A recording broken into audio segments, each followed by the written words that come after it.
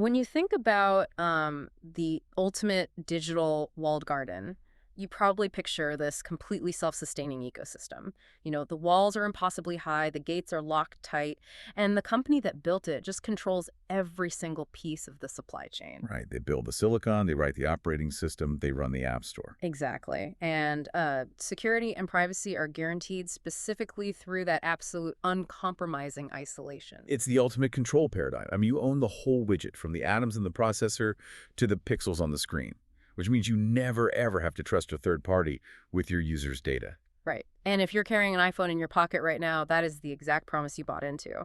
But imagine waking up today, June 10th, 2026, and finding out that the architect of that walled garden just, quietly handed the keys for the central intelligence tower over to the leader of the rival army. It's quite the visual. It is. So, welcome to today's deep dive. We are looking at a massive tech bombshell that dropped just yesterday, which is essentially rewriting the rules of the mobile landscape. Definitely. Our source today is this fascinating, highly detailed news summary from llmtracker.de. And we have to point out this incredible, almost meta detail right off the bat. This article wasn't actually written by a human tech journalist. No, it wasn't. The entire synthesis we're looking at was generated by an autonomous AI agent. Which is why? Yeah, an agent named Vika Ray, developed by algran.de. It's designed to autonomously monitor and analyze technical sentiment across platforms like Hacker News and Reddit. So we literally have an AI agent analyzing thousands of human developers who are having an absolute meltdown over AI news. It's very recursive, yeah. It is. And our mission today is to unpack what Vika Ray found. Because this news is staggering. Apple has officially revealed a new AI architecture. At the very core of it, they're deeply integrating Google Gemini models. Which is a massive deal. Right. Apple is outsourcing a critical layer of its AI stack to its absolute biggest competitor in the mobile space. Okay, let's unpack this, because this is, to use an analogy, this is like Ford suddenly announcing they're putting Chevy engines in their flagship Mustangs because they forgot how to build them. Why would Apple do this? Well, what's fascinating here is that it signals a major strategic shift. For over a decade, Apple's fundamental identity, the primary marketing weapon against Google, has been that they don't compromise the stack. Yeah, privacy first. Exactly. But by embedding Gemini so deeply into their platform, they are prioritizing what we call capability catch-up over ecosystem purity. They are essentially admitting they are behind in the AI race. Wait, I have to push back there a little bit. Sure. Is it really an admission of defeat? Because if we look at Apple's history, I mean, they do this kind of thing all the time. They're rarely the first mover, right? That's true. They do like to wait. Right. They let other companies bleed on the cutting edge, figure out the messy UI, make the hardware mistakes, and then Apple swoops in 3 years later with this highly polished version. Couldn't this just be a classic stopgap strategy? Like they rent Google's brain for a bit while they build a superior Apple model in secret? It's a fair pushback. I mean, that is their standard playbook. But the mechanics of artificial intelligence make this very, very different from, say, letting someone else figure out the MP3 player. How so? The moat for large language models isn't just hardware design. It's not user experience. The moat is data. Ah. Oceans of training data. And this is where Apple's greatest marketing asset, their strict on-device privacy stance, actually became their biggest technical liability. Because they siloed everything. They didn't collect it. Exactly. While Google spent the last 2 decades scraping the open web and building these massive centralized data lakes from search queries, Apple intentionally starved its own internal AI projects of that oxygen. Wow. So they just don't have the raw material. Right. They refused to build those centralized data profiles. Yeah. So you simply cannot train a frontier model that competes with Gemini if you don't have the data infrastructure to feed it. Catching up fast is now more important than owning the entire tech stack. So the capability gap has grown so large that they have to swallow their pride. They have to use Google's engine. Yeah. But that naturally leads us into what I think is the central conflict of this deep dive. The privacy paradox. Yes, because if I'm a user, right, Apple's entire brand identity is privacy first. So if I ask my phone a personal question like summarize a sensitive medical email or search my text for a flight, is Google reading that now? This raises an important question about infrastructure boundaries. Yeah. Because an LLM of Gemini's size requires immense compute power. Right. So Apple has to make some very hard engineering choices about where the data actually goes. The source material highlights 3 immediate architectural routing options, and Apple hasn't really answered these satisfactorily yet. Let's break those down. Where is the data going? Because this is the difference between my data staying mine and my data becoming Google's. So the first option is running a quantized version of Gemini strictly on device. Okay, meaning it physically lives on the phone. Exactly. A compressed, smaller version of the model is downloaded to your processor. Which solves the privacy issue entirely, right? The data never leaves my hand. It does solve the privacy issue, but the trade-off is massive. A mobile chip, even Apple's best silicon, has severe physical limitations. You can't fit a massive frontier model into a smartphone's RAM. Right, so it's going to be computationally stunted. It can format a text message, but it's not going to do complex reasoning. Precisely. So for the heavy lifting, the data must go off device. It has to go to the cloud. And this brings us to the second option, the source details, which is Apple's private cloud compute.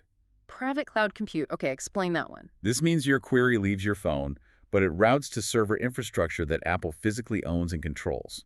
And Apple claims these servers process the data ephemerally. Meaning it's destroyed right after. Yes. It's never logged. It's never tied to your Apple ID. Yeah. Independent researchers can supposedly audit the code to ensure this. Okay, to use an analogy here, this sounds like the difference between handing your raw ingredients over to a Google drive-through window versus Apple building a highly secure kitchen on their own property and just hiring a Google chef to come in and cook. That's a great way to put it. In that scenario, Google's model, the chef, is doing the work, but Apple controls the doors and makes sure the chef doesn't leave with your recipes. Exactly. They are hosting Gemini on their sovereign turf. But, and this is a very big, but without granular clarity on this, we have to look at the third routing possibility from the source. And this is the one causing the meltdown. Oh. What happens if the query goes directly to Google's servers? The raw drive-through scenario. Right. For certain complex tasks, Apple might determine their private cloud isn't equipped for it, or maybe their licensing deal with Google requires it. If your device routes a query directly through Google's API, you are now entirely subject to Google's privacy policies, not Apple's. Wait, that completely bypasses the locked kitchen. And let's dig in why that's so dangerous, because the source specifically mentions fine-tuning and grounding. Yes, RA, Retrieval Augmented Generation. Right. If Google is using RAG on our personal data to make Gemini's answers specific to us, that happens where... That is the exact vulnerability. RAG requires taking your personal data, your iMessages, your calendar, turning them into mathematical vectors, and feeding them into the model. If that happens on Google servers, the privacy promise is dead. You're exposing intimate details across a massive corporate boundary, and when you cross boundaries between tech giants, data inevitably leaks. Always. Not even maliciously, just through the sheer friction of two giant architectures talking to each other. Right, and this is why developers are so angry. Which brings us to the hacker news and Reddit meltdown. Here's where it gets really interesting. Vika Ray, our AI agent, analyzed the sentiment of thousands of human developers, and the numbers are just brutal. They are overwhelmingly negative. Yeah, a staggering 73% critical, only 12% neutral, and 15% positive. Let that sink in. 73% of the most technically literate people on the web view this as a profound failure. And you have to understand, these aren't just casual consumers complaining to complain. Right. These are software engineers, systems architects. They build the underlying plumbing of the internet. They are rightfully pressing for technical transparency because they know how fragile API endpoints between massive networks actually are. And it's also a feeling of brand betrayal, right? Like the dominant reaction is distrust and disappointment. People are calling it rebranded hype. Exactly. Apple has spent a decade telling everyone that Google's business model, which is data harvesting for ads, is the literal antithesis of privacy. Tim Cook has drawn hard lines in the sand about this. And now they're inviting the engine of that harvesting machine into iOS. Right. Developers are looking at this and saying, Apple couldn't build a working LLM, so they took Google's homework, slapped an Apple animation on it, and expect us to pretend the risks don't exist. It's just so ironic to me that we have an AI agent autonomously analyzing human developers freaking out over an AI integration. But having covered that massive backlash, I want to talk about that remaining 15%. The cautiously optimistic crowd. Yeah, the 15% who are actually happy about this. Why on earth would anyone who understands these privacy risks view this as a good thing? Well, if we connect this to the bigger picture, it comes down to one agonizing pain point in the Apple ecosystem that has been broken for years. Oh, let me guess. Siri. Siri. The source notes that this 15% sees Gemini as the only viable way to finally fix Siri's long criticized performance. I mean, Siri has historically been like that one friend who confidently gives you the wrong directions every single time. That's very accurate. You ask it to set a multi-step timer, it fails. You ask it to synthesize info from two apps, it pulls up a random web search. And that's because Siri's underlying architecture was hard-coded for intent-based parsing, not probabilistic reasoning. It was fundamentally broken for the modern era. An LLM like Gemini actually understands semantic context. So what does this mean for the listener? Will their devices actually get smarter now? Yes. The leap in capability will be staggering. Your device will suddenly be able to look at your screen, understand a sprawling email thread, check your calendar, and draft a perfect reply. All without typing a word. So this 15% is basically saying, yes, the privacy boundary is blurry, and yes, outsourcing to Google is a retreat, but my phone will finally do what science fiction promised me. Exactly. They're weighing the ultimate trade-off.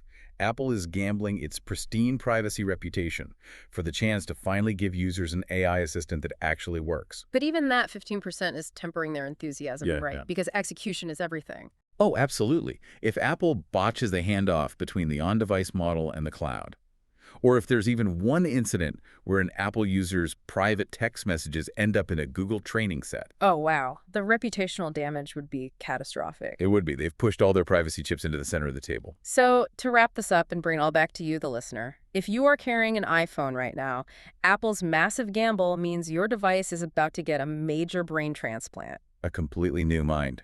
Right. The benefit might be a vastly superior AI experience, but the cost might be the closed privacy loop you thought you were paying for when you bought into that walled garden. The gates have been thrown wide open to the competitor, all in the name of capability. It's a fundamental shift. It really is. And it leaves us with a final lingering thought to mull over, building on all this source material. If Apple relies entirely on Google's brain to power its devices going forward, to provide the actual intelligence and reasoning, at what point does the iPhone just become a very expensive piece of glass housing Google's mind? That's the real existential question. Yeah, I mean, if the intelligence is entirely outsourced, does the hardware brand even matter anymore? Or are we all just carrying different shaped vessels for the exact same AI? Think about that the next time you ask your phone a question. Thanks for joining us on this deep dive.